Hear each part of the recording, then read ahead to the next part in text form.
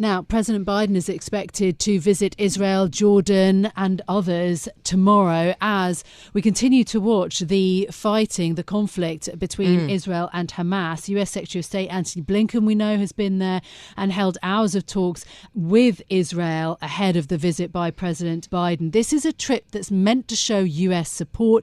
It comes at an absolutely fraught time, just ahead potentially of what we expect to be some kind of ground operation by the Israelis in Gaza.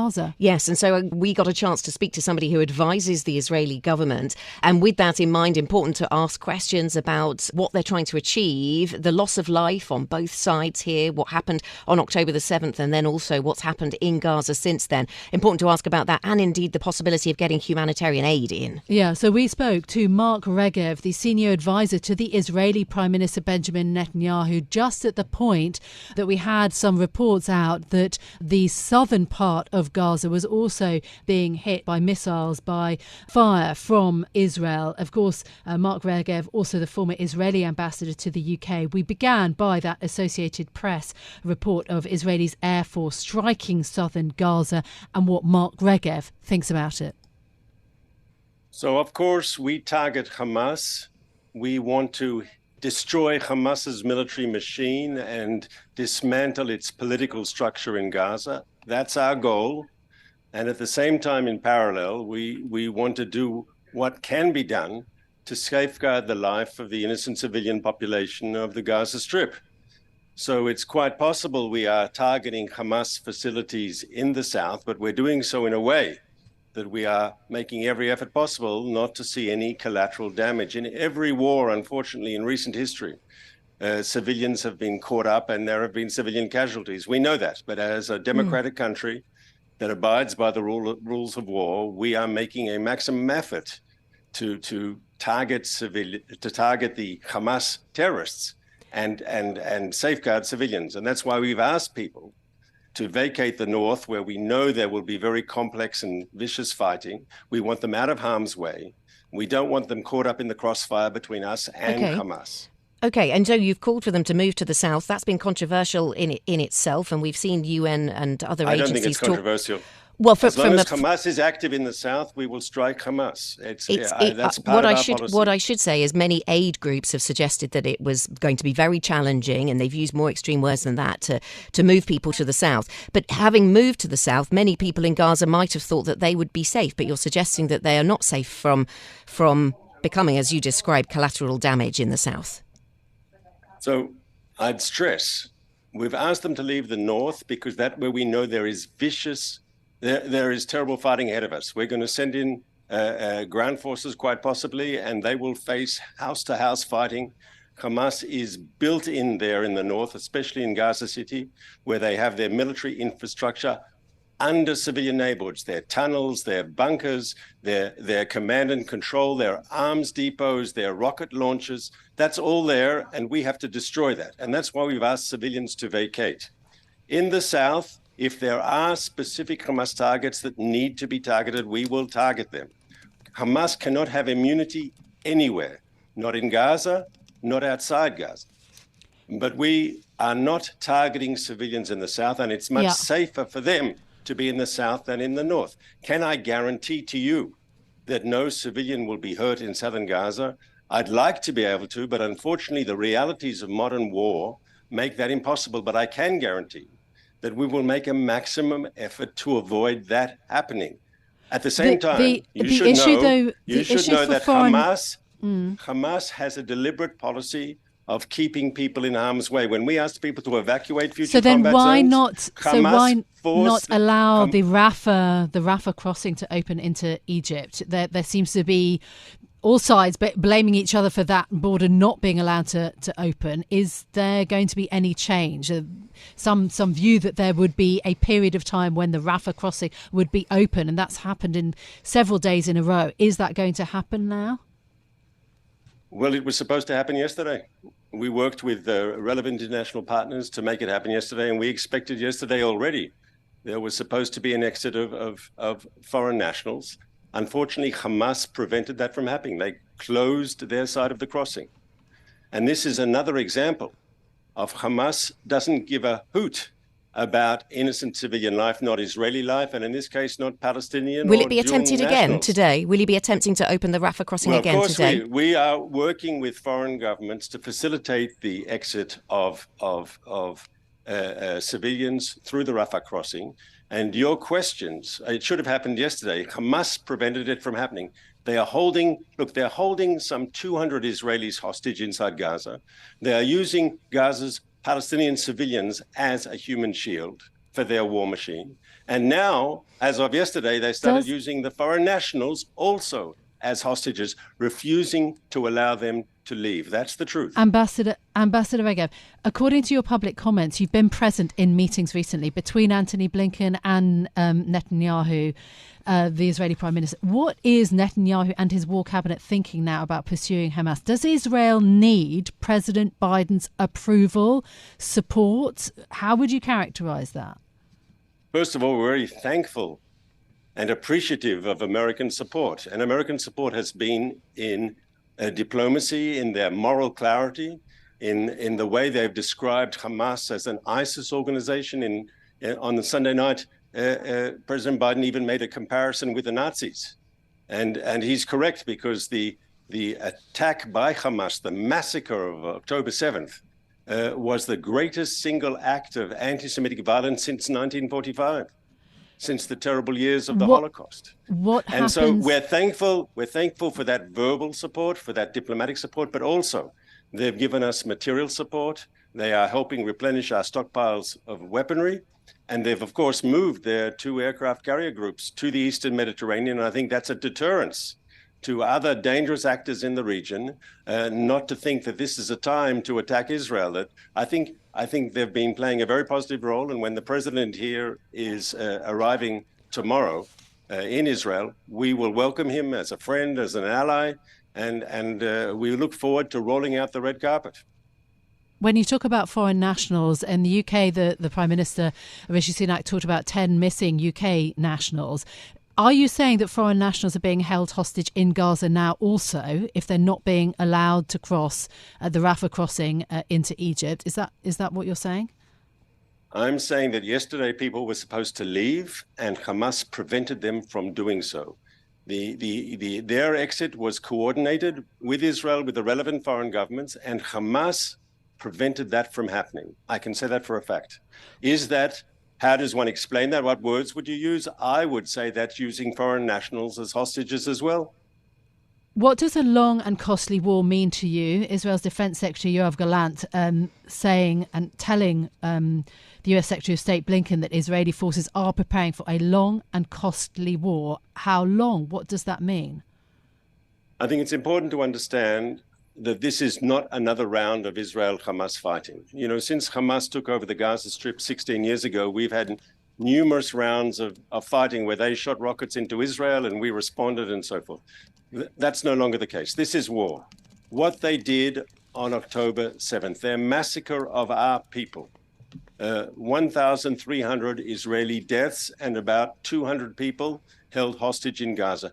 This ISIS-type behavior, these atrocities, the status quo that was before October 7th is unsustainable. Israelis will not stand for it anymore. We are acting now to change the political realities in the Gaza Strip. And when this is over, there will be a different reality there. We didn't want this war. It was forced upon us. Okay. And though we didn't start it, we will finish it. And when we finish it, we will do so on our terms. So what is the mood then, if you have been in those meetings between Benjamin Netanyahu and Antony Blinken, and you're expecting the US president now tomorrow, the German chancellor also today, what is the mood in those meetings now, 10 days after the Hamas attack? So first of all, we're receiving amazing solidarity from friends and allies in North America and in Europe, and Israel is appreciative of that support. And I think there's a determination in Israel to win this. We have no choice. We have to win and win decisively, and we will win. And we might pay a price. As our defense minister said, this could take time. And many young Israeli soldiers who are going into battle might not come home. I myself have a daughter who's a reserve officer, and she was called up and she's in the south.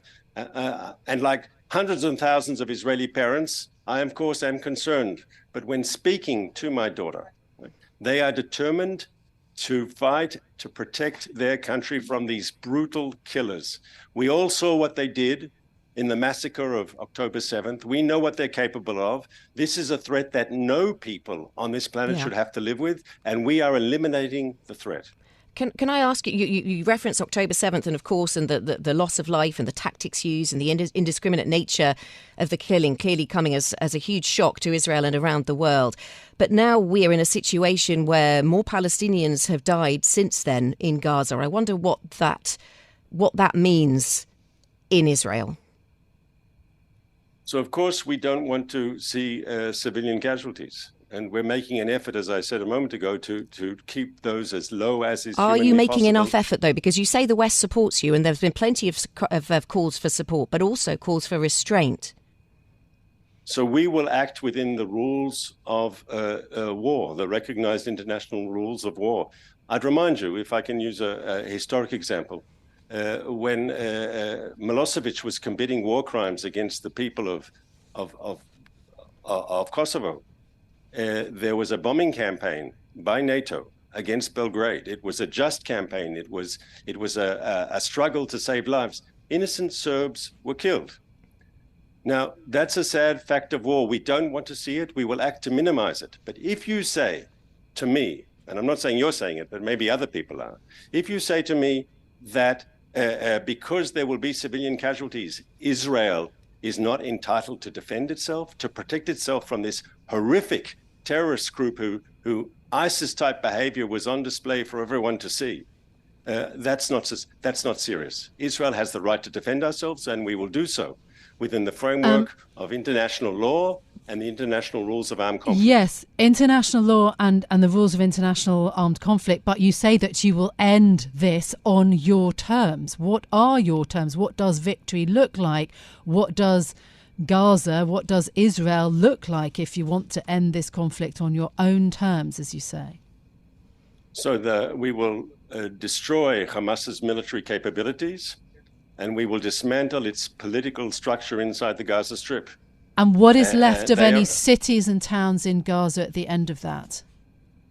Well, obviously, the Hamas targets will be destroyed, but we are not targeting Gaza's civilian population, I repeat. But if I can use a comparison, I mean, the American president and European leaders have made a comparison with ISIS, yes? When the West, when the coalition, the international coalition defeated ISIS, ISIS had a few cities. There was destruction there too. Sometimes when you are fighting a brutal enemy, that enemy implants itself in a civilian population. We don't want to hurt civilians. Mm-hmm. But in many ways, that is inevitable. We will make a maximum effort to keep that number to a minimum. But once again, we can't allow Hamas to have immunity. We can't allow them to successfully use Gaza's civilian population as a human shield for their terror machine. Anthony Blinken has said that Israel has agreed a plan with the US to enable humanitarian aid to reach civilians in Gaza. I wonder if you have any more details of how that can be done, what that means for water, for medical supplies and the rest. We're working very closely with the Americans on that. We had extensive meetings yesterday with the Secretary. How soon can we expect those supplies to be allowed in? Because we've seen the pictures of the trucks waiting. From our point of view, we want humanitarian relief for the people of Gaza, but there are questions that need to be answered. Anthony Blinken said specifically that we have to be able to, and I'm quoting by memory, but he talked about to make sure that these supplies reach the civilian population of Gaza. And why does that need to be said? Because Hamas are the only people on the ground inside the Gaza Strip with weapons. And they have the ability to hijack supplies. They have the ability to take it away from the civilian population. They have done so in the past. So does that mean you can't send in any? So you won't send in? No, is it possible to send in aid then before you are on the ground, before Israel is on the ground? We believe it's possible, but we have to find safeguards in the mechanisms we use. We don't want fuel for Hamas rockets. We want fuel for generators in hospitals. And I think that's something that all the donors in the international community who want to send aid, they have to be assured that the aid is reaching the people of Gaza and not Hamas's terrorist machine. Can an escalation be prevented with Hezbollah in Lebanon? Netanyahu has warned not to test Israel in the north. That testing does seem to be taking place. Yes, and it's a worrying situation. We have no interest in an escalation in the north. We have no interest in a two-front war. But Hezbollah is Hamas's twin. They are both terrorist groups. The Arab League calls Hezbollah a terrorist group. And they, because they're in the Iranian orbit, they could well see this as a moment of opportunity to attack Israel. And it's dangerous. But I will say the following. One, Hezbollah won't take us by surprise like Hamas did. We are on guard, we are looking, and we are ready. If they force a war upon us, we will respond forcibly and decisively. And unfortunately for Lebanon, because Hezbollah obviously controls the ground, the Lebanese government is largely irrelevant. They have no power to restrain Hezbollah. But I have to be clear, such a conflict, we will hit Hezbollah hard, and Lebanon, unfortunately, in the process will also face a terrible price. Can I ask you about the wider geopolitics at play here? Before the dreadful events of October 7th, there were talks between Israel and the Saudis about coming to a new understanding, new relationships. Has all of that process come to an end? Is there room for any of those talks to continue? I think yes. Obviously, while the fighting's going on, that is a touch more difficult. But if we succeed, and I believe we will, in decisively defeating Hamas, that's a blow against the enemies of peace. That's a blow against the extremists. That's a blow against the Iranian coalition. That's a blow against terrorism. And that, I think, can create space for more moderate voices. We're speaking to Arab governments. They have no love for Hamas. They have no affection for Hamas. They know exactly who Hamas is. And I think they would like to see a different reality in Gaza too. They are, of course, concerned, like many others, about Palestinian civilian life. We are doing much more. And it's actually, I think it's interesting because Israel is perceived as being the enemy of the Palestinians and Hamas is the defender, yes, of the Palestinians, but it's rubbish. We are doing more to safeguard Palestinian life in this conflict than Hamas is, which is using the civilians as a human shield and which is actually preventing them from evacuating areas where we know there's going to be terrible combat. They in Israel and in democratic countries, our armed services, our armed forces are used to protect the civilians. In Gaza, Hamas flips it. They use the civilians to protect the military. Mark Regev, thank you so much for your time this morning on Bloomberg Radio. Senior advisor to the Israeli Prime Minister Benjamin Netanyahu, also formerly Israeli ambassador to the United Kingdom.